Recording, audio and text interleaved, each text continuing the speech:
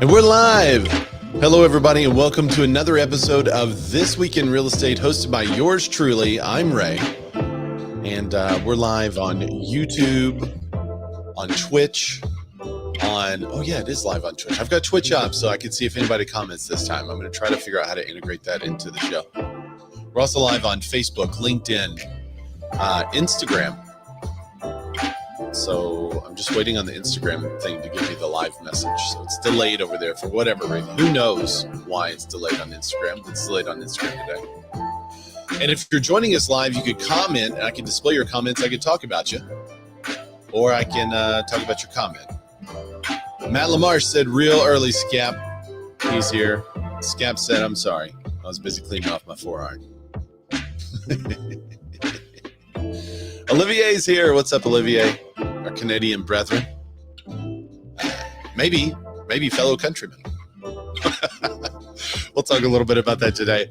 We have a huge set of news slated today for the 304th episode of This Week in Real Estate.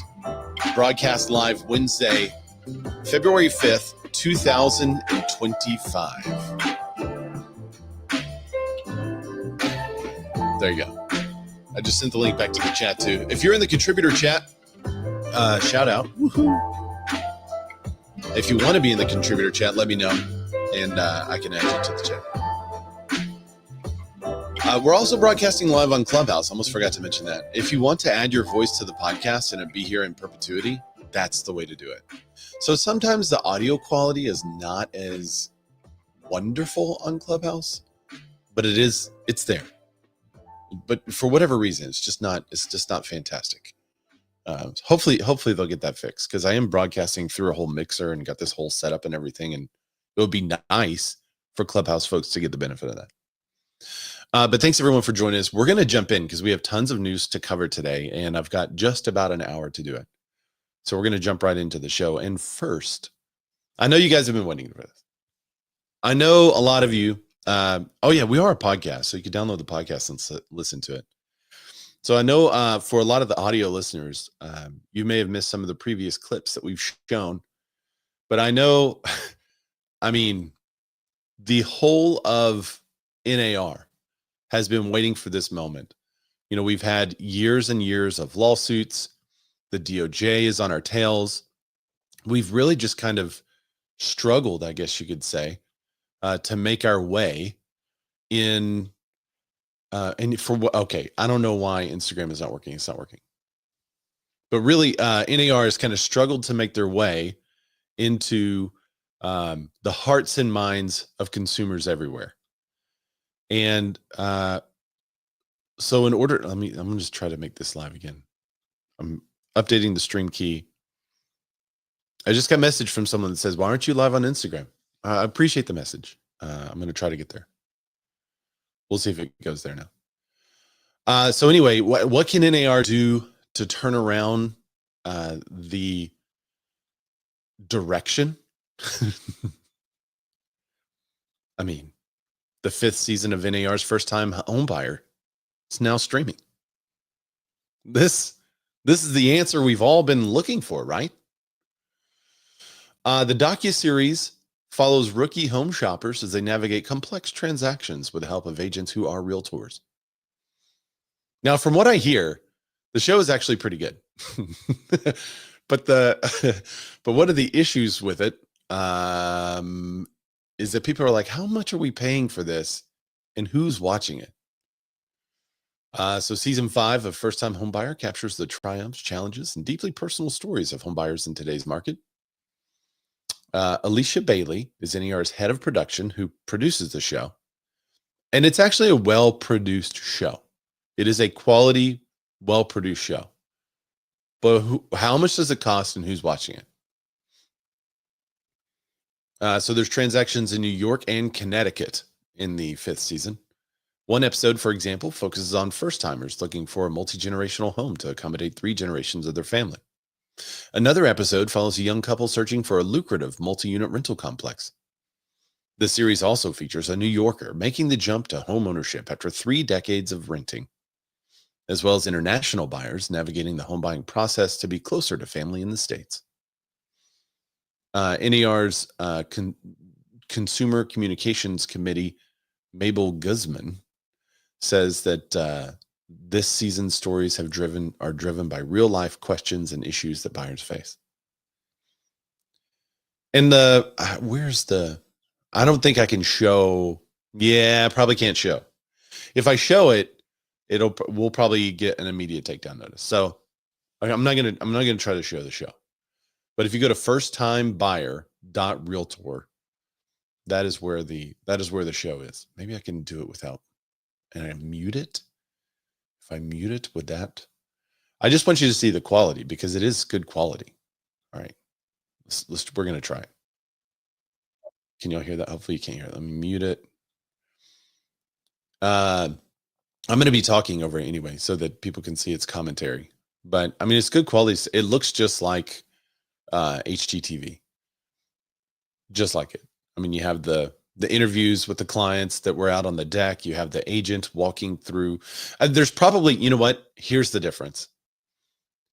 HGTV focuses a lot on the buyer. And I bet the difference is, I don't watch a ton of HGTV, but I bet the difference is there's a lot more focus with the agent. So instead of the agent just kind of being a passerby in parts of the transaction and such, they're way more like star of the show. I would say that's probably the difference. I just noticed something really strange about the stream. My shirt's backwards, number one. Is it always backwards? I don't think it is. But what's weird is on Twitch it's not, and on Instagram it's not, but on my view it is. So that's weird. Why is it doing that? But the thing I'm displaying is not backwards. But if I lean this way to get out of the way of the video, I'm actually leaning into the video. So I'm going to have to keep that in mind. Why is it doing that, StreamYard? All right, enough of my problems. But as you can see, it's a pretty, it's a well-produced show. I would zoom in, but I just don't want the show to be taken out. So there you go. Season 5. I know Matt LaMarche, he was telling me the other day when he was on the golf course that the only thing that could make it better was if he had season 5 of First Time Buyer out, and then boom, here it is, Matt. Yeah. I can let my breath go. I've been holding it this whole time. He could let his breath go. Great. There's a lot. There's a lot going on. We're going to get to it. Let's get to this next story. Okay. A broker left out of the NAR settlement gets candid, and she says, quote, "I'm still pissed." So the First Team CEO, Michelle Harrington's company, just settled a commission suit. But while speaking to Inman, she was critical of the way the suits and NAR's involvement have played out. There's a couple of good quotes. I want to get into this, but basically she says, as far as the settlement goes, it's BS we were ever put in this situation. The short of it is she has a $6 billion team, 2,000 or $6 billion company, 2,000 agents. And there's about 80 or so companies that are in similar positions that were not covered by the settlement lawsuit. But now, because of the settlement, there's a bit of a precedent as to how to remedy the situation. They can't pay what the other big billionaire companies are paying because they don't have the money. So they had to negotiate more, try to get something lower, try to get something that they could pay for.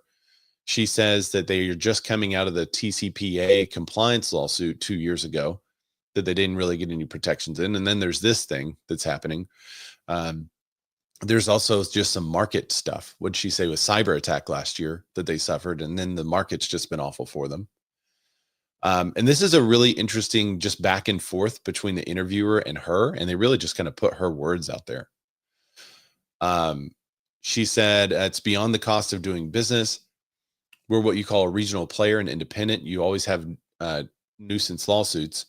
You know, over the years, the buyer has a house where the seller didn't tell them something. Those are expected and they're the cost of doing business. But class actions, that's not the cost of doing business. And to have 2 of them in 2 years.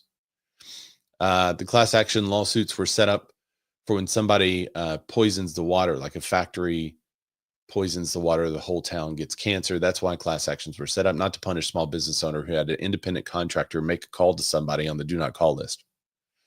Nobody was seriously harmed. Definitely in the commission case, nobody was harmed. The sellers walked away with record sales. It's really just greedy lawyers taking advantage of a system, and a system that is totally broken. I don't disagree. She says, so yes, it's very burdensome for us to make $1 million back. That's years of time. I think there was 80 of us in the regional independents, 80 that are not billionaires, and it has to come out of our own savings account. You know, the person that has to dip into the pockets of the greedy lawyers. I definitely think this story isn't told. Most people don't even know NAR left the brokers out.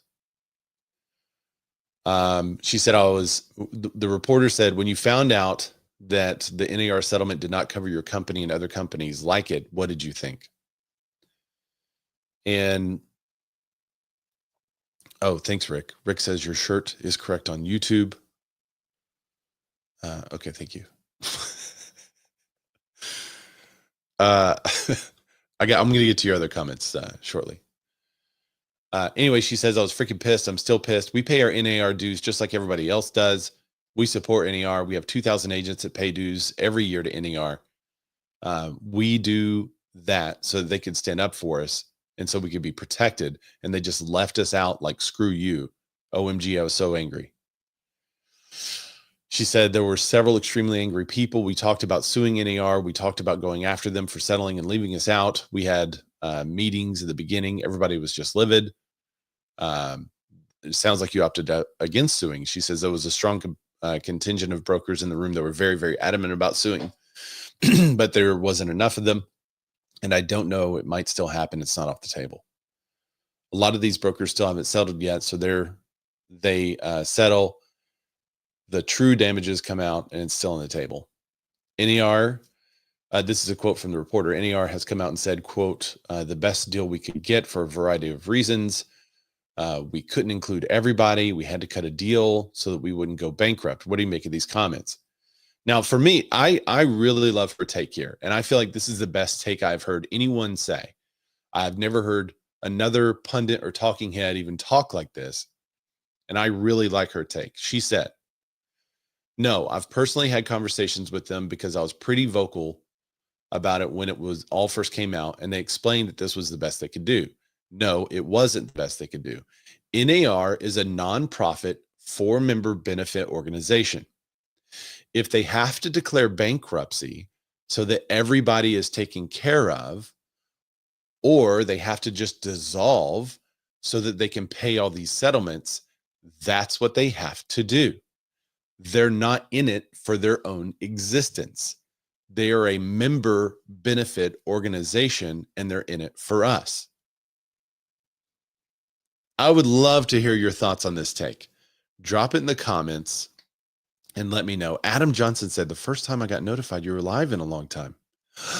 Adam, welcome back. And I am alive. NAR wanted to protect all the agents that do 0 transactions a year. 75% of agents did 0 transactions in 2024. Yeah, we actually talked about that last week too. Olivier said a class action that only implicates some agents / brokerage. Yeah, for real. Yeah, shouldn't it include everyone? But this was an interesting take. No, it wasn't the best they could do. NAR is a nonprofit 4-member benefit organization. And if they have to declare bankruptcy so that everyone is taken care of, or they have to just dissolve so that they can pay all these settlements, that's what they have to do. They're not in it for their own existence. They're a member benefit organization. They're in it for us. I think that's an awesome quote, and I think it's correct. She said what they did was obviously for them. When I talked to them, I told them there are 80 regional brokers, and they kind of acted like they didn't realize we existed. And I said, I think if you're going to exclude anybody, you'd have to exclude the publicly traded companies. They could have said, all right, we're going to cover everyone except publicly traded companies because the stockholders are paying for that.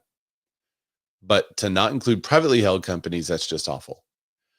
Personally, I think if you're going to cover everybody, period. And I agree with their take that if you have to go bankrupt to cover everyone, you're a benefit organization to the members, so go bankrupt and cover everyone. Now this is where I depart a bit from her take. She said, the reporter said, going forward, do you envision a future where you're part of NAR? Now, reading her previous comments, you would think, nah, there's no way this lady is sticking with NAR. How can she trust them? And she said, I think the reason NAR is important is because we need lobbyists. One of the ways I think they seriously dropped the balls when the election was coming up around the same time as the settlement. We know there was going to be an election. Lobby the two people running for president and ask them, if we support you, will you get the DOJ off our backs?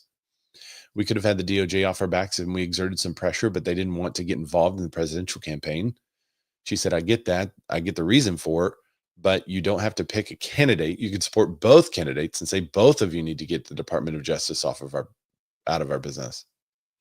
They have so much money and power, but they're scared to use it. If there was another organization that came around that was not so scared and actually used the power and money they had, I would join that organization in a heartbeat because lobbying for us is really important.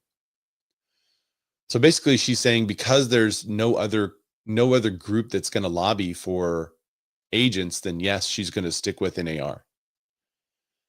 I think a lot of people, what's up, chasing_real_estate, chasing real estate in Instagram. He says chapter 7 for NAR. Yeah, I agree. But I also think like going back to them and saying, okay, NAR, fine, you screwed up big time, but we'll just stick with you anyway because you're a lobbyist. Man, I mean, that makes me sick to my stomach. I just don't see it. If in my area, I'm allowed to be a part of the MLS and not be in the NAR, I'm going to back out of NAR until they say, here are the member benefits. Here's how we've changed. Here's what we're spending our money on so that you can trust us. And until I do that, I just don't trust them. Why would I trust them? What reason have they given me to trust them? Let's see. I think that was pretty much it. They talk a little bit about the effects of the lawsuit and all that kind of stuff. She said, I think the reporter said, do you have a message to other leaders? She said, I think we need to be more vocal. We need to speak up when stuff like this happens. Stuff is just unfair in their industry and harmful to the industry. We should be protecting the industry that's given me a lifestyle where I have a beautiful house, beautiful family, beautiful job. She was in the Marine Corps. There you go. She said, if we don't protect it, it will be gone. What's up, Jack? Jack in Instagram said, we've been waiting for that explanation for years of what they're going to do for you. Yeah, I concur, Jack. So good article over on Inman. Check it out. I actually messaged her and I was like, I totally agree with what you're talking about. What's up, Jennifer Taylor? Jennifer's over on Instagram. Thanks for joining us there. All right, let me get to some of your comments. Yeah, Adam Johnson said 75% of those agents that don't sell anything still pay all the fees. Yeah, so it was a CYA for them. Let's see. Thanks, Matt, for spiking the LinkedIn algorithm. All right, so what are your comments over in Clubhouse? Just raise your hand if you want to come up. I see some of you in the chat. Cindy, I see you in the chat, but I can't display that chat on the screen, so I can't read through it. Scap, Matt, Rue, do you guys have anything to say or to add to what she was saying? What's her name again? Let me get her name. I'm going up. Michelle Harrington. She's the CEO of First Team.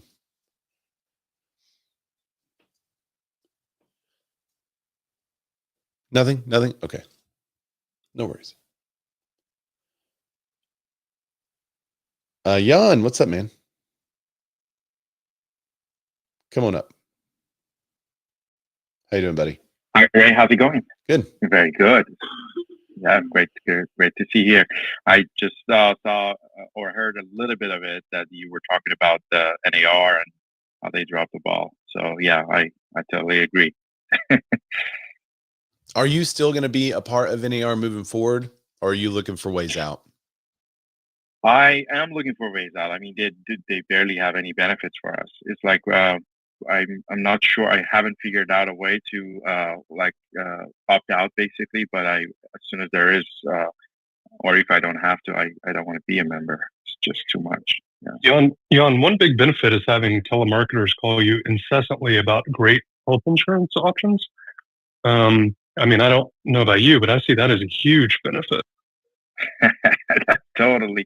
I mean, the amount of the calls you get, that robocalls, like I barely get out of 10 calls I get, most of them are robocalls for the benefits you just mentioned or other things that they just sold our phone numbers to. And Yeah. that's horrible. They are horrible. I can't, I'm disgusted by where we are because of that. This whole explanation we have to do to clients for things they did, and it just doesn't make any sense. People, like my clients, get more confused as I explain things to them, and it's just they're not really out there to benefit us in any way. Mm-hmm. Yeah. Well, maybe they'll watch the maybe they'll watch the new episode of First Time Homebuyer over on Hulu that NAR produces, Jan, and then maybe they'll know. Well, you know who sponsors that, right? It's not NAR, it's ADT. And does ADT really sponsor Blue Cross that? Blue Shield. So no, I'm kidding. I was supposed to say maybe that's how they're getting all of our information. Adam Johnson said at least they stopped making commercials. That was a complete waste of money. I guess so. Some of those commercials were interesting years ago, and then they did some really weird ones that I think they got slapped for. Hey, y'all remember the y'all remember the new 3D logo? That was worth it, right? You bet. Oh, all right. So, go ahead, Jan. Yeah, I was just gonna say, is there any good news that you shared that I missed today? Not about NAR. Not about NAR. And we have some more to cover too. Let me see. Yeah, there is some good news, and I kind of teased it in the title. But we'll get there. Let me cover a couple other stories and we'll get there. I think we have some good news. It may be good for my prediction, actually. All right, let's go to this. Let's go to the next story. Compass launches Compass One. It's a client portal and dashboard. The new portal went live Monday. And as debates over clear cooperation have come to peak, it will allow clients to access Compass exclusives and to track transactions. The brokerage confirmed to Inman that it rolled out Compass One, a client-facing version of the end-to-end technology platform agents use as of Monday. The platform will connect clients and agents during every phase of the transaction, including before and after, the firm said. Compass has invested $1.6 billion to create the industry's leading technology platform for real estate agents. Compass founder Ori Alon said in a statement, with Compass One, we're bringing the same innovation to consumers, offering a single access point for seamlessly connect them with their agent throughout the real estate journey. All right, what are some opinions on this? I mean, it looks rad. Compass always does a good job rolling out stuff that looks great. Here's some of what it looks like. For those of you who are audio listeners, it has basically like a, where's my pizza type of thing, except it is your transaction and follows you through the process of the transaction. It's pretty close. It's got a. I love how you didn't use luggage or tracking a shipment or anything else. It had to be pizza. It had to be pizza. Yeah. So it's got like a picture of a private exclusive preparing to list a property up in the top left, and it's got staging days, February 10th, and it's got the address and the price point. It's got the open house schedule, the comments from the agent, which are just kind of boilerplate stuff. Documents and resources tab. It's got a little market watch, a little here's what's happening in the market, and it's got the contacts for your team. So it's pretty nice. On the right side, it's got 27 days until list date, and you can view the timeline. It's got a comparative market analysis and a market overview. So it's good. I like it. My only question, obviously this display is not a phone. This display is desktop. I would love to hear actually, let me hear your opinions on this first, and then I'll give you my 2 cents. Jan, are you with Compass? For some reason, I think you are, but maybe you're not. Sorry. Yeah, I was just unmuting. No, I'm not. You're I'm not? with Okay. a small I'm with a small boutique real estate shop called Equity Union. It's a local one. It's a branch out of Okay. KW. Yeah, and I just joined them. I was with a different company before, which was maybe even a smaller boutique shop. So yeah, no, I'm not with the big boys. Okay. Adam Johnson said I use Appfolio for this, and the Compass app looks much better. I don't know why SkySlope wouldn't just come out with some of this and integrate it. Yeah. So Adam says, Ray, are they big in your market? one... They're not even in my market. They're not in my market either, Adam. Go ahead, Matt. Matt with England Volkers. Sorry.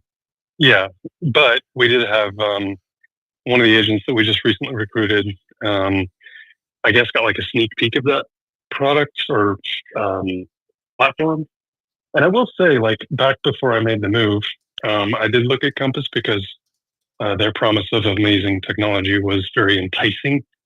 At the time, not that enticing. But more recently, at least here in Atlanta, I'm really good friends with one of the brokers that runs one of the offices here. And it is really interesting. Like, it's really good. Now, obviously, they have spent billions of dollars on it, so I think it should be good. But the original platform that I saw like a year or two ago was pretty impressive and had some things that I don't know of any brokerage or any company that has it. But one of our advisors that just came on was talking about this particular platform, and I begged the question because I don't know about you guys, but a ton of consumer-facing things and a platform that they would use. There are some that are available to me through like Lofty and other platforms within our MLS and so on and so forth. But for the most part, I don't know how much my clients would actually use that platform. Now, obviously, if I told them they didn't have a choice, probably 100% acceptance rate. Let me ask you this though. Let me ask you this though, Matt. Let's say you're visiting with a client or someone that's a would-be client, and you say, yeah, this is the way we communicate through this app. And you need to download it and then sign up and then connect with me. And this is what it looks like. It looks very cool. And this is what we do. And the $5 million client says, I don't want to download it now. Mm-hmm. Right. Well, now what? Yeah, that's my point. That's my concern, because I have trouble enough trying to get people into my CRM and accept my invites from that. Yeah. Much less a consumer branded facing platform, like we have search through Lofty, right? You guys use Lofty with Rio, right? Yep. So their home search, their home tour, setup, all of that's amazing. And it's all consumer facing, and my clients love it. But as far as to your point, like there's not going to be any of my clients that desire to have their own platform with all of that attached to it. And even if they did, I don't know that they would actually use it. So That was my question about the whole thing. I don't know. Rick Beal in the YouTube comments just said the same thing. Clients don't want to learn how to use new portals. I can get some to use Google Drive or Dropbox, but those have been around for 10 plus years. Adam Johnson says, quite honestly, whatever company comes up with amazing technology will just purchase it from another company. These big companies really are out just to make money, and they will license and sell just about anything. Just have to integrate it into X. Yeah. So, all right, here's my take. Let me share this article. Keller Williams has acquired Smarter Agent, a mobile-first platform that connects more than 650 multiple listing services and allows brokers and agents to create branded real estate search apps. The move to acquire the technology platform, which currently serves more than 300 brokerages, will allow real estate franchisors to compete directly with search giants like Zillow and Redfin. This sounds good. Keller Williams is currently Smarter Agent's largest client. Technology platform boasts more than 400,000 active agents. Keller Williams' decision to acquire Smarter Agent was a defensive move along tech distributors in the industry. Basically, they're trying to take down Zillow. Will it work? This was released September 5th, 2018. And this is my point. In 2014 or 13, I think it was 2014, Keller Williams launched an app.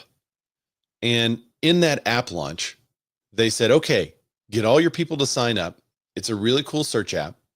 And if your people sign up, they could win $10,000 or some number. I can't remember the exact number. So they had all these people sign up. And I got my clients in and they connected with me, and I was trying to use it for the home search. And to be 100% honest about it, it massively failed because of the reason why Rick said and Matt said, no one wants to download an app for their home purchase. They don't. They have Zillow, they have homes.com or realtor.com. And that's about the only app that they want to download. Lofty has an app like what Matt was saying, and I think it's called what's it called, Closely or something like that. And people could download it, and you could kind of go through their home search with them there. None of my clients do that. They just want to see the stuff via email, click on the stuff, go to a website on their phone, interact with it. So the only way I see this winning for Compass is if it's web-based and the people don't have to download an app. Then I think it's a huge win. If somebody can go to that on their phone and just click a link and it opens up a website, and there's kind of like the hub of information for them, all they got to do is sign in, then I think it's a big win. Actually, you know what? Rather than sign in, just click the link, send them a magic link every time. So they don't have to sign it. It's just kind of got the information about where their home status is and such. But that's, I think, the only way that this can win. If they go the route where you have to download the app to participate, it's a massive waste of $1.6 billion. Massive. It's true. It's true. Yeah, and you're already prompted by Lofty to download the app when you're in there a lot. Like if you're a buyer looking for a home, and I set you up a search in Lofty, it's going to ask you 10 times to register and then to download the app eventually. And the adoption rate is so low with that. And, Chime / now Lofty has been around for so long. You got to believe they put a ton of R&D into what's the acceptance rate here? What's the adoption rate of this app? So I don't know. I don't know. It looks great though. Great job. It does look really good. I actually had Lofty turn off that for all of our clients because our clients were complaining about it, asking them to sign on and download the app. It's crazy. And they were like, we're not doing this. I'm not doing this. I'm not going to use your search if it keeps asking me. So I told Lofty, I was like, you got to turn that off. So there is a toggle if you use Lofty and you're tired of seeing that. There's a toggle. It is a lot.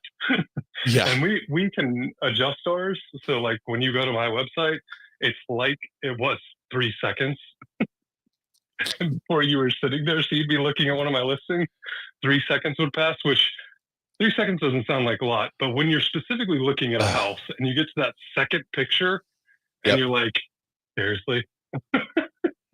Jennifer Taylor, my normal consumer over on LinkedIn says, I agree. Thank you. I love the consumer feedback. All right. So this is an interesting twist.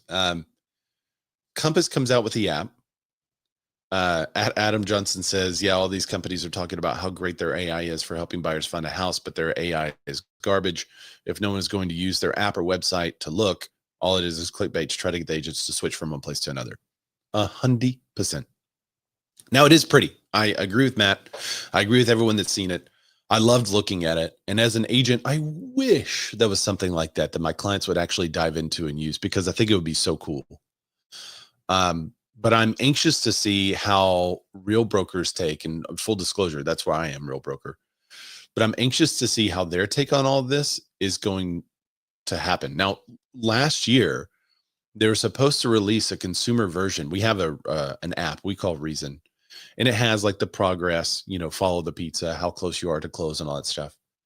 And they said last year, hey, we're going to launch this, and they never did. But in October, they made an announcement. They basically pivoted. And they said, we're not launching a consumer app because no consumers want to download an app. Instead, we're going to give you a phone number. And the consumer just texts the phone number what they want to know, and AI is going to answer it. If AI can't answer it, it pings the agent to dive in there and answer the question. I am more in love with that because it doesn't require my clients to download anything. But at the same time, I wouldn't mind a hub that is accessible via web-based, where they can just click something and kind of see their account that I've set up for them and send them a magic link. And then boom, they see their house and the information. I wouldn't mind having that for some people that are super visual. But if you're like, hey, when is our closing date again? they text the AI number, which is your number as an agent. It also goes to you, but then the AI says, hey, your closing date is this time. Hey, has the termite contract been called yet? And they just text it and boom, it says, nah, the termite has not been ordered yet. Do you want me to ping your agent to do that? I mean, it gets ridiculously cool when AI can read the status of a file, know what's going on in a transaction, read notes of the transaction, read the conversation between you and your client, and then answer questions on your behalf. That's really why we want it. So I don't know. It's kind of, I'm anxious to see who wins that battle. I think Compass is a great company. Love the agents that I'm friends with, and I have nothing bad to say about them. I didn't like how they were acquiring properties a couple of years ago, or acquiring companies a couple of years ago. And I don't always agree with their stances on things, but for the most part, they're a quality company. And I'm anxious to see which one wins that battle, though. Are people going to download this app, or is it a $1.6 billion failure? Okay. Good word, Compass. Let's look. Are commissions going up or down, you think? August 17th, everything changed. More buyer agents have to now disclose how they're getting paid and what they're getting paid, and have to have agreements with their clients. So are commissions going up or down? It's a great question. Commissions have risen slightly for affordable homes, fallen slightly for expensive homes since NAR settlement took effect. Isn't that interesting? Commissions have risen for affordable homes, fallen slightly for expensive homes since NAR settlement took effect. Overall, buyer agent compensation commissions have barely budged since the new real estate commissions rules went into effect August 17th, though they've come down a bit since the rules were announced nearly a year ago. The average buyer's agent commission was 2.37% for homes sold in the fourth quarter. That's essentially unchanged at 2.36% in the third quarter, during which the National Association of Realtor Commissions went into effect, but down slightly from 2.45% a year earlier before the new rules were announced. And you can see the attrition from Q1 of 2023, it was 2.51, and it's just kind of slowly trickled down. If you look at over the years, though, you see a larger decrease in that. But I also think it's in direct correspondence with how many agents are in the market. So I think we'll start to see, as we get to a more skills-based economy, I wonder if this will start to go up again as agents back out. We'll see. This is according to analysis of Redfin's data on buyer agent commissions for closed home sales.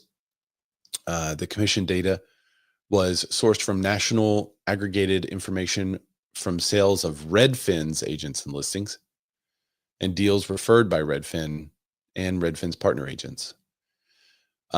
Interestingly, Redfin, from the consumer's perspective, is often looked as a discount company. So the data may be a little bit different for an agent that is not considered a discount, or is not looked at that, does not have that perception. So I would love to see, more of a larger data set to see if this is indeed indicative of the direction, or if that's just the direction of Redfin's agents. And I feel like it's more Redfin's agents.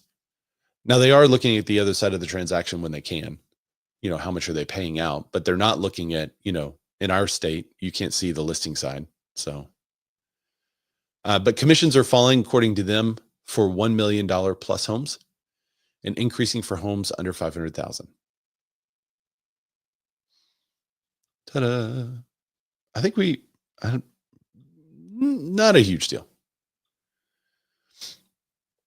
All right, I'm not going to spend very long on this, but we covered a little bit, like we just mentioned this, so I'm going to give it another mention here. But we mentioned this as a news story a while back whenever it first happened. I just wanted to update folks. Where is it? Here it is. There. Former Vegas Realtors CEO sues organization after election mishap.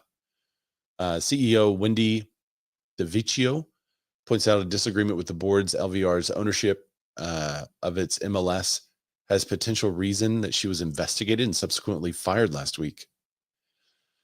So the Las Vegas Realtors executive who was suspended from her role as CEO following allegations of fraud says she was improperly terminated following the medical issues and a disagreement over the organization's ownership of the local multiple listing service. Those details came out in a lawsuit filed by Wendy this week, Wendy DeVicchio. She was put on leave last summer, subsequently terminated January 27th, is now suing the organization board members after she said she was improperly filed following a prolonged and twisting investigation. The alleged board members interfered with her contract, defamed her, and the organization she ran between 2017 and 2024 wrongfully terminated her and breached the contract. So basically, she has a medical issue, and then I don't know this. It doesn't say this in the article, but probably like a seizure or something. And she also disagreed about the who owns the MLS. It doesn't go into extreme detail. But the investigation dismissal followed what Da Vinci said was a disagreement of herself and the members of the Las Vegas Realtors Board over a relationship between LVR and the multiple listing service that LVR owns and controls. DeViccio's complaint didn't provide the details of that disagreement. So basically they put her on leave and said, hey, you're being investigated. And they spent 4 months investigating her. Didn't really find anything. There were several new presidents that came up and then resigned. And she said they were resigning because they were trying to distance themselves from the situation, knowing that the situation was wrong. The Las Vegas Review Journal reported August 13th that it obtained an internal memo from LVR President Mary Perry about alleged election tampering. The memo didn't name DeVicchio, but unnamed real estate agents in the area confirmed DeViccio's suspension for the news outlet at the time. So we'll see what happens. LVR didn't respond to the questions. Complaint. So this kind of goes, and the reason why I think we covered this as it was happening was because people thought that there was some kind of election interference. They thought that she was doing something wrong. And we didn't really hear that it was in part over who owns the MLS, which I think is fascinating and likely the real power play. But one of the guys said, we can't have someone with medical issues as the CEO, which I don't think you can say that, bro. That's not the thing. It's not the thing you can say. So we'll see what happens. I want to know what the disagreement was. Was she saying like, hey, we should give up the MLS as realtors, or was she saying we should hang on to it and they were trying to sell it? What was the issue there? And speaking of MLS, and this is the one bit of good news, Jan, the future of the MLS proposed path towards a national network. Yeah. Wait, hang on. Hold, please. Hold all of your celebration. Yeah. The future of the MLS, a proposed national network. So the multiple listing service began several decades ago. Presently, over 500 MLSs. Good grief. Agents who serve the MLS in an area or state have to access MLS networks and software systems and searches for buying look across boundaries. Real estate is local. Doesn't mean the MLS databases and softwares need to be. No longer. This is an opinion piece, by the way. Larger brokers serving multiple networks and MLS networks struggle with multiple software integrations to feed their broker software systems, leading to extra costs and delayed implementation. Yes, this is all obvious. This is what we said. Create a national MLS. The first step in the process of creating an MLS is adopting strict data standards that are common across all states so that we can get a unified source of listings in a national database.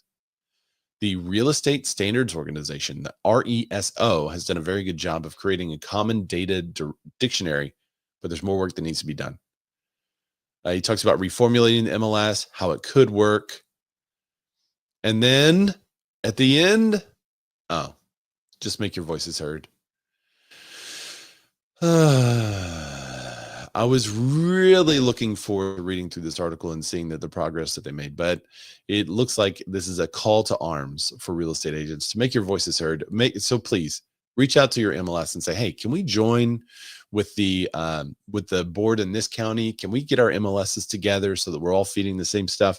See if you could start to marry your MLSs together locally, so it's easier to get those regional MLSs into statewide MLSs and states into multi-state MLSs. I think that's the problem. It's going to be super slow. Without the decoupling from NAR from those MLSs, it's going to be super slow. I want to cover this too. Oh, wait, hang on.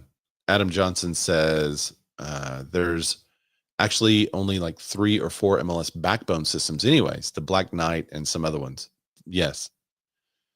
That is true, but those backbones are all shaped different. Because I've been on the same system in multiple areas and it's very different. So they'll have to, those standards are still super important. All right. I want to cover this real fast too. Wealthy Florida real estate brothers trophies uncovered as judge denies bail. 3 wealthy brothers were accused last month of drugging, sexually assaulting, raping dozens of women. Multiple states and authorities say in a new video evidence case shows the depraved nature of their alleged crimes. This is Tal and Orrin Alexander, 2 prominent jet-setting brokers in New York and Miami, along with their other brother, Alon, A-L-O-N, Alexander, Orrin's identical twin. They were arrested in Miami Beach December 11th and been taken into federal custody. In many of these alleged instances, one or more of the brothers drugged their victim. We've read kind of what the allegations were. I want to hear this new evidence. After hearing the arguments for 3 hours, Judge Caproni denied bail, finding them they pose a flight risk. Let's see, each of them have been separately accused of 10 charges. I'm just going to edit for YouTube.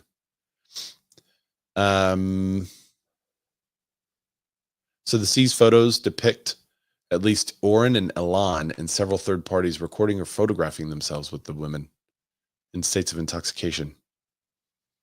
So if you're wondering if this is real, they got the video evidence.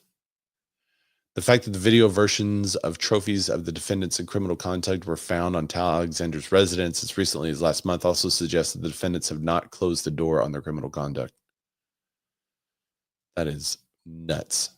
All 3 brothers were charged. They engaged in a persistent pattern. Man, I've got to do so much editing here because it'll just take you down off the social medias. So I'm trying. Maverick Home Group. Yeah, I know.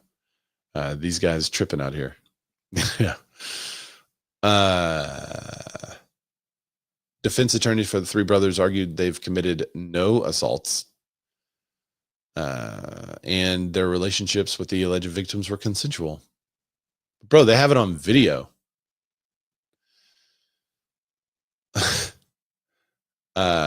Let's see. Attorneys for Tal wrote a letter responding to Judge Caproni arguing that the prosecution, quote, fails to detail when the videos were taken, how many videos, if any, and the defendants are in, whether their purported participants have been identified or whether the videos depict non-consensual activity.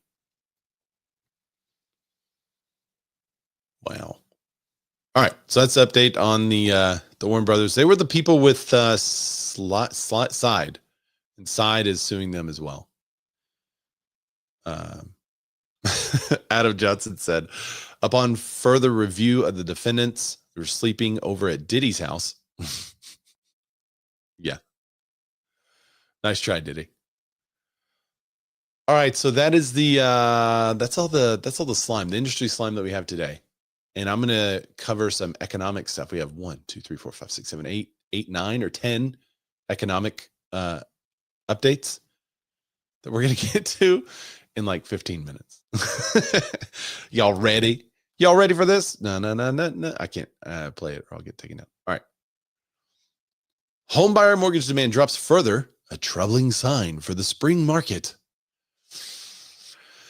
Yeah, this may hurt. Homebuyers are seeing very little reason to jump on the all-important spring housing market with more listings coming up for sale. Mortgage rates haven't moved much in the last few weeks, and home prices continue to rise. Mortgage applications to purchase a home last week dropped 4% compared with the previous week, according to the Mortgage Bankers Association seasonally adjusted index. Demand was flat compared with the same week a year ago. Okay, that's not terrible. The average contract rate for a 30-year fixed, 766,550 or less, decreased to 6.97% from 7.02%. So we are in the sixes. And I would anticipate seeing people say, hey, we're in the sixes. Let's go.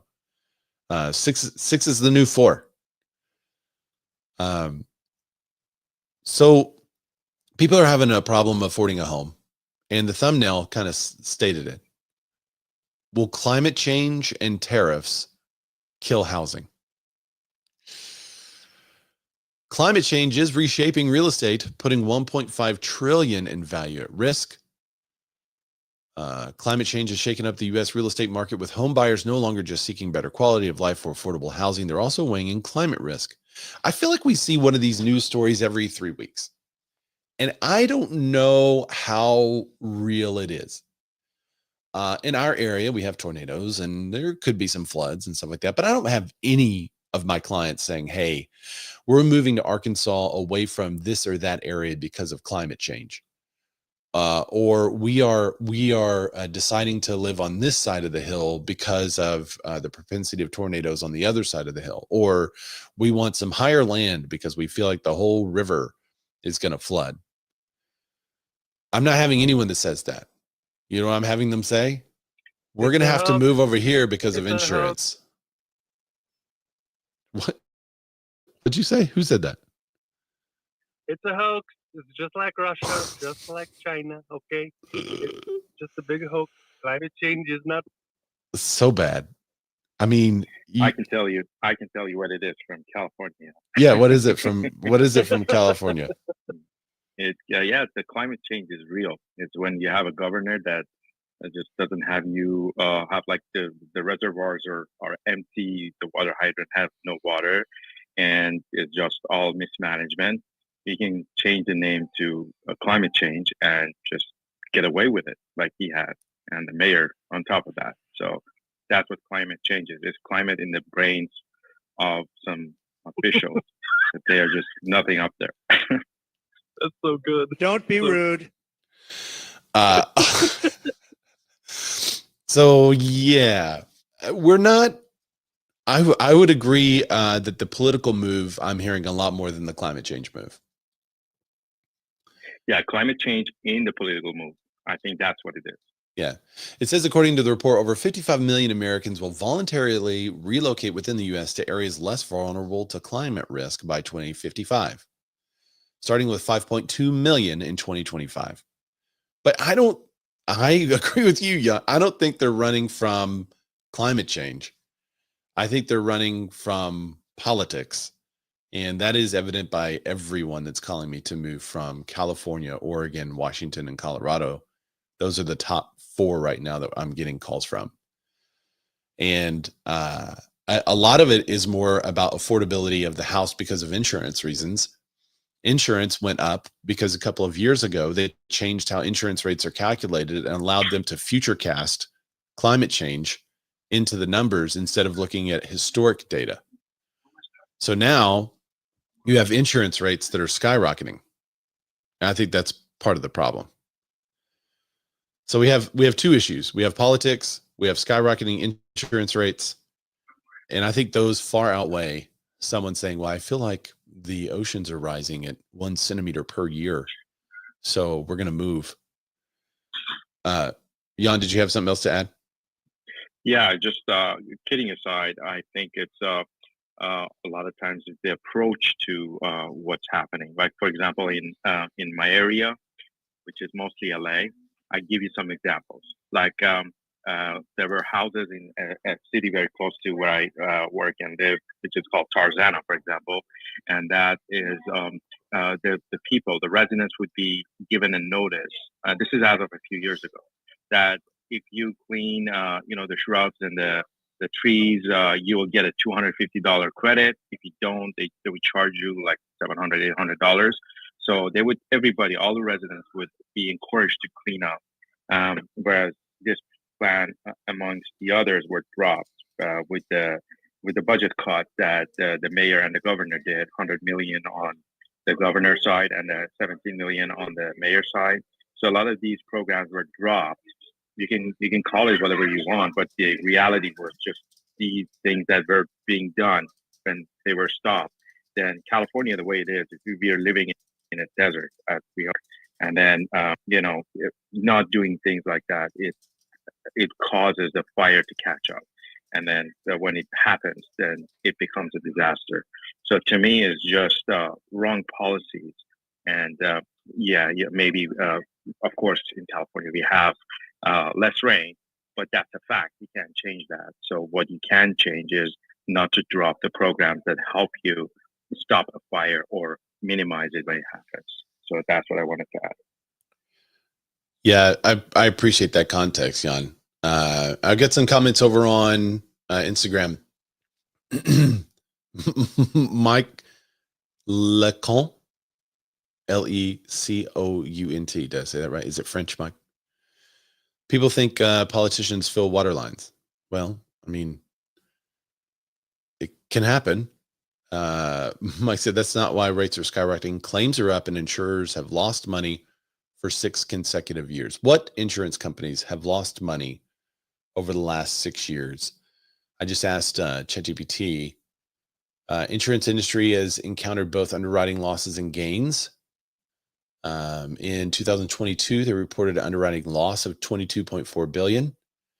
However, net income after taxes saw a substantial increase, rising from $37.9 billion in 2022 to $87.1 billion in 2023.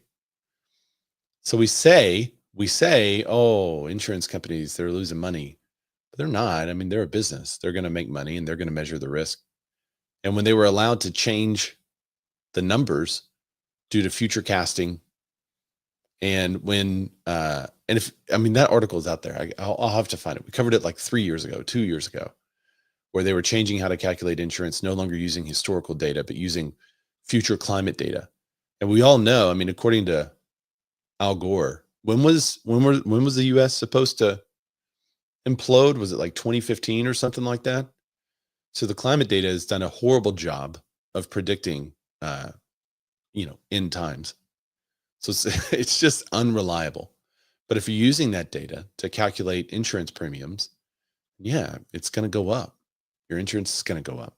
They have permission to make it go up.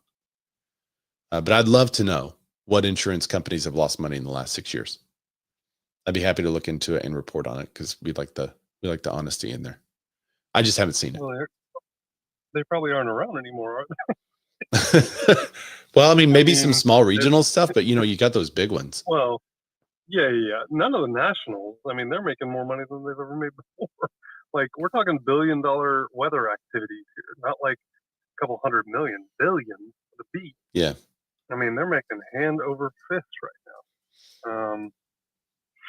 But Corn Pop was a bad dude. Corn Pop. Mike Lecount. I would love to know if your name is actually French or if it's Mike Michael, and I'm just since Olivier is not here, I'll be your resident. Yeah, is it Mike Lecount? Mike Lecount. I'm 627 days into French lessons. But that's how you spell it over on Instagram. You guys can find him there. He said, why wouldn't one company just use historic data and grab all the market share? I believe there's industry standards that they have to follow and government standards that they have to follow to be in insuring. There's licensing and all that stuff. So I think they got to do it. All right, let's keep going. It's unaffordable because of climate change. It's also unaffordable because of tariffs. Homebuilders anxiously await details on Canada and Mexico tariffs. Olivier was here, and we were talking about this in the contributor chat because he is from Canada, and he was like, this variability, the not knowing is terrible.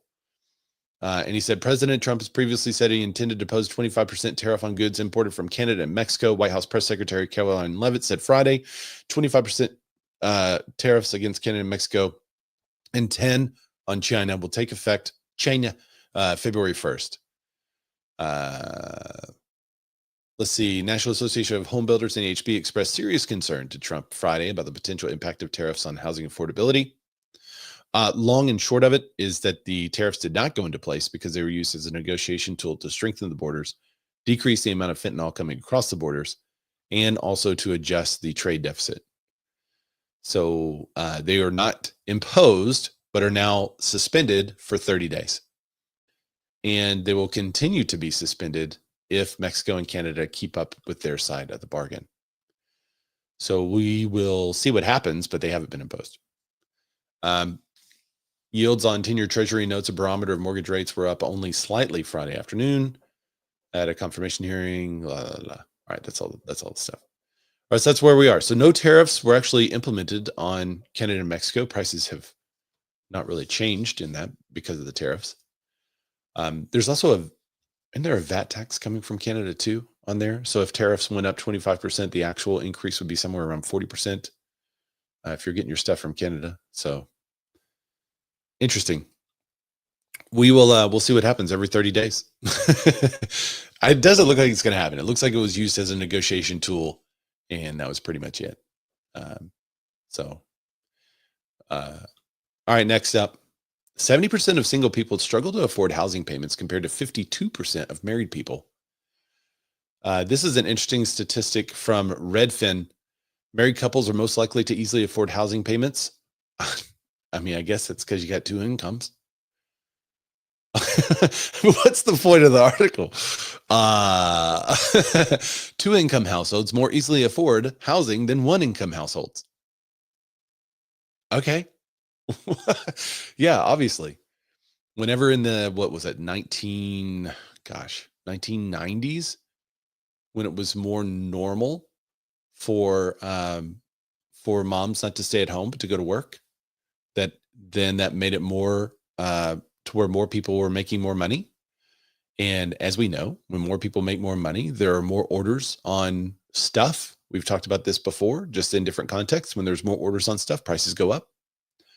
So essentially that made it more difficult for people with 1 income to afford what you can now afford with 2 incomes. This is just common sense. Single people have a harder time affording housing payments largely because they're typically just 1 income. No Durfee, Eddie Murphy. Mike Lacon says, breaking news, 2 is greater than 1. More to come as details develop. 100%. The high cost of housing tends to hit single people hardest because they can't pull resources with a partner to cover the same costs, unless they're willing to have a roommate. How much did this study cost, and was it done by the government? No, it's Redfin. Okay. Why did Redfin order this study? Why did they even put this out there? Hey guys, we really let's do some research. Okay. Let's see if single people with 1 income have a harder time affording a house compared to married people with 2 incomes. Let's see.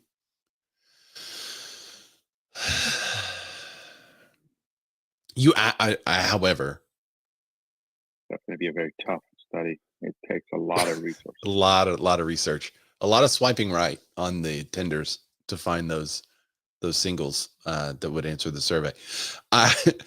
However, you would think that single people would have more money in some context because, maybe they're not paying for children and such. But there you go. Breaking news. All right, let's look at this one. New homes are getting smaller as buyers are looking for less square footage. What? So new homes were getting bigger temporarily, and now they're getting smaller. Median square footage of finished areas buyers want. It's currently at 2,067. That's down from a high of 2,226 in 2012. That was just because, houses were super cheap back then and people could afford a lot of house because the crash had happened. So people were buying more house because they could afford more house. Now prices are high and they can afford less house. So they're buying a house, but less square footage. once again, is this really breaking news? As home prices go up and the price per foot go up, the size of homes is smaller because people can afford less home. It's not that they're like searching for less square footage. They're trying to buy what they can afford. Here's the median square footage of new single family units by year of construction started. And again, builders can build a smaller home and make more money or as much money. And they're trying to save on building costs per foot. But back in like what, 2013, 14, 15, 16, and 17, it was cheaper to build a home because of all the inventory, and there were no supply issues, and we didn't have the pandy and all that stuff. So they were building bigger homes and people were buying bigger homes. Is this outrageous? Matt Lamar says, we don't need as much space as people buy, but he spelled need with a K as in bread. Peep Thorpe said shrinkflation. That's what she said. And then Olivier said, buyers can't afford bigger. Well, you've heard of this like death of the dining room thing. Yeah. Yeah. No one uses their dining room anymore like they used to. Like eat-in kitchen. That's all you need. You got a big bar around the kitchen. That's all you need. A big island bar, even better. Storage and seating. I don't know. Yeah. I got a lot of sellers right now that are like, we're never using our dining room. Our next house doesn't need a dining room. Amazing. That's 400 square feet we don't need. Yeah. We're seeing a change from that dining room they don't use to making it a home office. We saw that a lot during the pandy, but now we're seeing it just as like a practical living situation, or they're making it like a playroom or something, especially if they have a large nook area already that you can fit a pretty big table in. High Octane _Ed said, did you already talk about the national MLS? Yes, unfortunately we did. You'll have to get the replay or download the podcast. Just search This Week in Real Estate podcast and you'll find it there. It'll be live in about an hour. So thanks for checking it on Instagram though, High Octane _Ed. Again, not I mean, it's just not an amazing story. This one is a little interesting. The typical home is taking nearly 2 months to sell. That's the slowest pace in 5 years. Because there is more inventory starting to come back on the market. And so because of that, we're seeing 5.2 months of supply on the market, which is the most since February of 2019. That's up from 4.9 months a year earlier. So more supplies on the market. So it is taking longer for homes to sell, but we still are not in the 90 to 120 day range that we've been in the past. So homes are taking a little longer to sell right now, but it's still nothing compared to what it used to be. 2025 is a renter's market. Housing economist says, here's how to take advantage. I'm going to ignore the here's how to take advantage and just look at his numbers real quick. This is it's from CNBC. As of December, the median asking price in the US was $1,695. That's down 0.5% or $8 from November.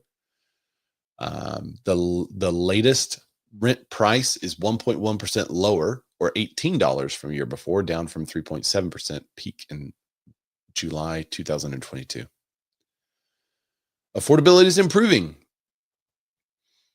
I mean, okay, 0.5%. It doesn't sound like it's improving rapidly. They're calling it a renter's market.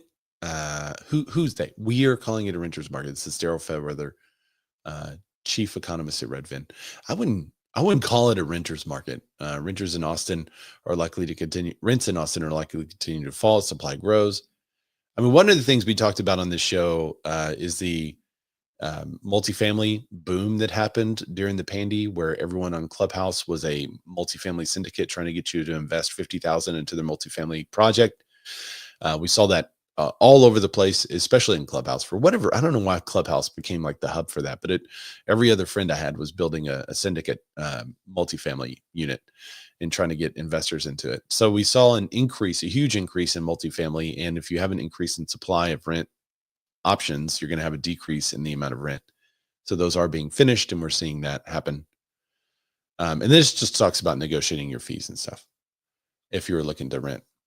This is renter affordability has improved, kind of in the same vein. Why has it improved? There are more apartments now for rent. That's what it says. So just what we talked about. But this is the data. The data. Median income is still 14% below, though, 8,928 under the amount that tenants need to comfortably afford rent, which is why I disagree with Daryl Fairweather and would not call it a renter's market, because it's still tough to afford rent. All right, last article. Oh, was that it? There it is. That's the last article. We only went 11 minutes over. Let me get to some of your... I blame Scout. Pete Thorpe said 7% costs a lot to buy. What? Oh, rates around 7%. It costs a lot to buy. Yeah, that's why more people are looking to rent, because it's harder to afford a home.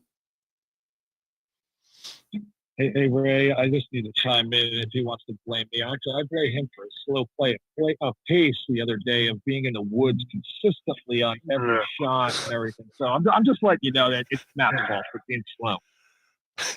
Yeah, we were a little short on maligned banter. That's what she said. So I feel like we got to make up. There was a lot of wood hit, that's for sure. Oh, goodness gracious. All right. Well, thanks everybody for tuning in this week. I appreciate it.